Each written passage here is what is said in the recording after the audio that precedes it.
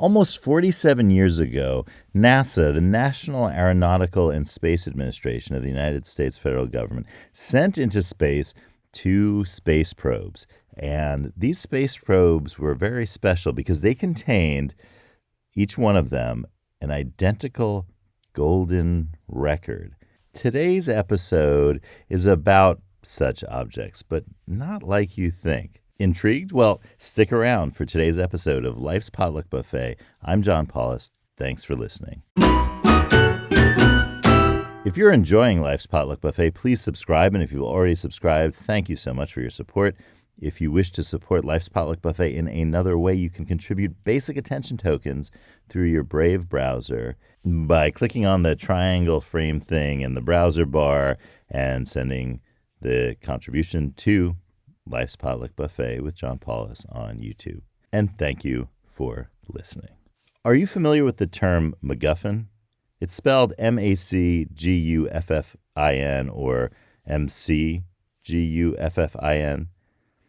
It's a made-up term to describe objects in films or shows that are not really important to anybody watching the film or the plot of the film in a real connected way.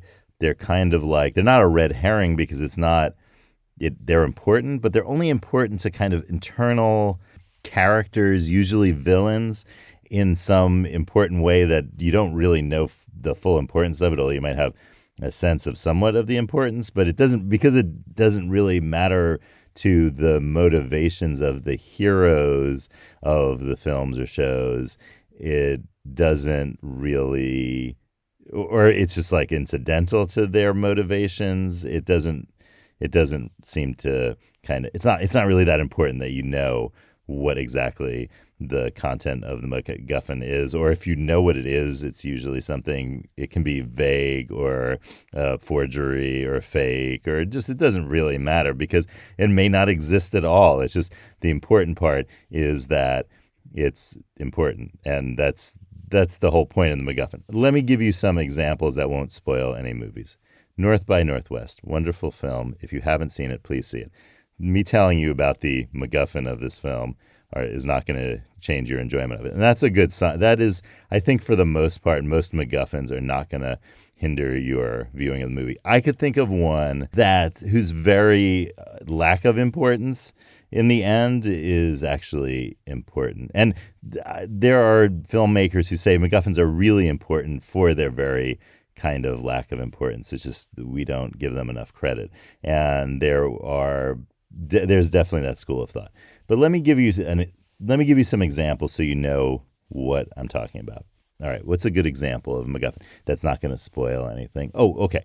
So North by Northwest, Alfred Hitchcock movie. Alfred Hitchcock used MacGuffins a lot. In fact, told stories about MacGuffins, loved the idea of MacGuffins, and employed MacGuffins for very useful purposes in his films. But again, they didn't really matter anything to the viewers. They were just like something out there that kind of added a kind of layer of intrigue and mystique, and so that there was something in the background, so it didn't seem like there was absolutely nothing in the background. So I'll give you an example. North by Northwest, there are these like government plans on micro film that are in a at some point the plans are in a purépecha, which is a sculpture that come from places that are now Mexico, usually. And in the purépecha, there's a scene where there's the villains are played by James Mason, really incredible, by the way. So you really should see North by Northwest if you haven't seen it, and you like films. The villain's bidding for it at an auction in Chicago at a Chicago auction house, and Cary Grant, who's the hero of the so to speak of the movie, is there as well. And anyway, so it's a case of mistaken identity and so on and so forth, and the whole film really, that mistaken identity part is really the important kind of motivating factor of the whole film and what gets us into most of the action of the film. But there's this whole layer of why there's this mistaken identity going on, because there's some sort of CIA-like organization and some sort of just general baddies like the James Mason character who are going to do something with these secrets of something where the secrets are important and involve leaving the country with the secrets to go to somewhere. Anyway, so the secrets are important, but what they are, why they're important, and who they're important to specifically and why they're important specifically never come out. And that's a prime example of a MacGuffin, because you're told that these are important, or there's this kind of background thing going on where there's this important secret, like why is all this movie happening anyway? But it's really not important to the actual movie itself, and it's just a kind of background thing. Another really good example, George Lucas was a very big proponent of the importance of MacGuffins, and the MacGuffin that it is important in George Lucas's work. I'll give you an example. Is in the first Star Wars movie, the Episode 4 of Star Wars.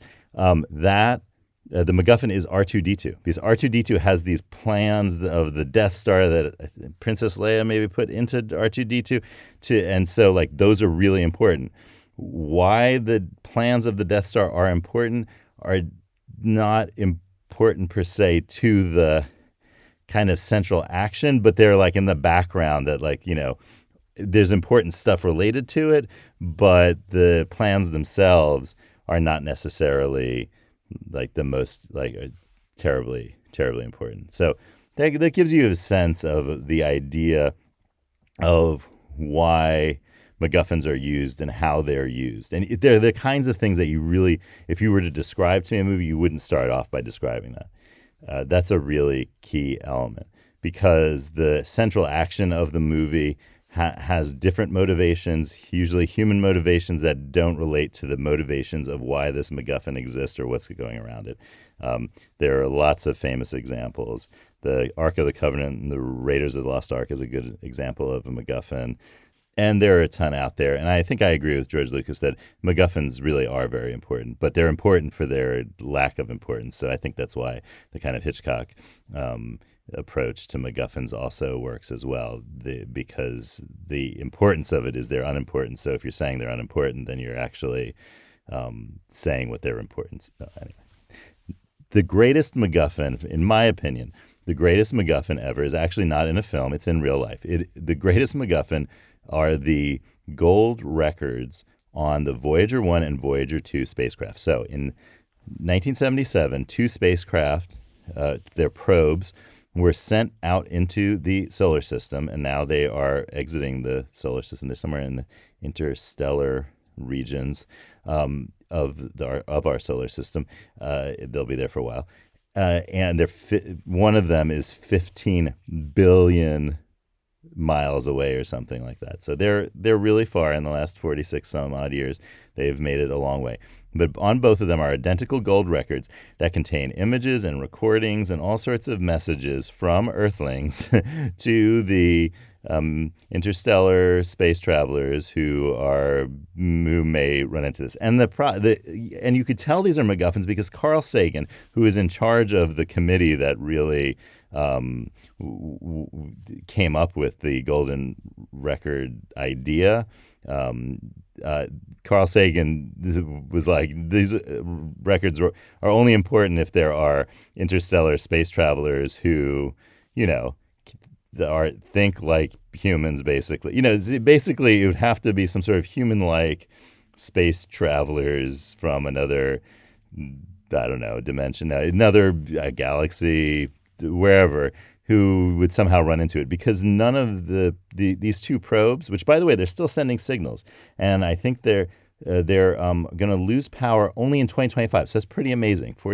48 years after they got going is when they're going to lose power, and they won't get signals anymore from them. But it's pretty amazing to just think about. And see, that's the main plot of this whole thing, is that these probes have had sort of an amazing amount of information and stuff like that they've been sending back for 47 years. And that's the main plot, is that the probes are really cool and have been really awesome for people who study space and our solar system and so forth. But those golden records on them, they're really just MacGuffins, because they were important to Carl Sagan and that committee, not really important to anybody else. And they certainly, whatever interstellar space travelers ever may happen upon them and know what to do with them, they probably are like, what are these things? And I don't know. Looking at them, I don't know what's going on. And I'm a human, and so I know a little bit of the background there. So I'm just going to put it out there. Non-human interstellar space travelers are going to have no idea what they've run into, if they run into these. See, these probes, they're going to, as they travel over the next 40,000 years, they're not even going to come within 1 light year of another star. So they're probably not going to run into anything anyway. So that's why Carl Sagan was like, oh, it's going to have to be some sort of interstellar space traveler, because it can't be someone or some things that live on planets or whatever, because it's not going to run into anything seemingly for basically ever. And they're just going to be roaming around the galaxy for a long, long time. No, that was a fitting Star Wars reference. Okay, that's the golden records, because there are 2 identical ones. The greatest MacGuffin in the history of MacGuffins, and they're actually real. They actually are out there 15 billion miles away, so don't think you're going to see them anytime soon. Okay, here we go. Let's ask the cards what MacGuffin they have for us today. Yellow lemons, blue dumplings, magenta noodles. Cards, give us a MacGuffin. I really hope there's a MacGuffin in here. Here we go. Oh, it's card number 2. I gotta say, this is a great card for our story today, because it's about ships. Not spaceships, but ships nonetheless. There's an ancient story about a man with an illness that made him believe that all the cargo ships going in and out of a port belonged to him. He would spend his days at the harbor and greet his ships happily when they came into port. And when he was cured of his illness, he would tell people the story of how happy his life was when he was a shipping magnate. All pleasure and no pain.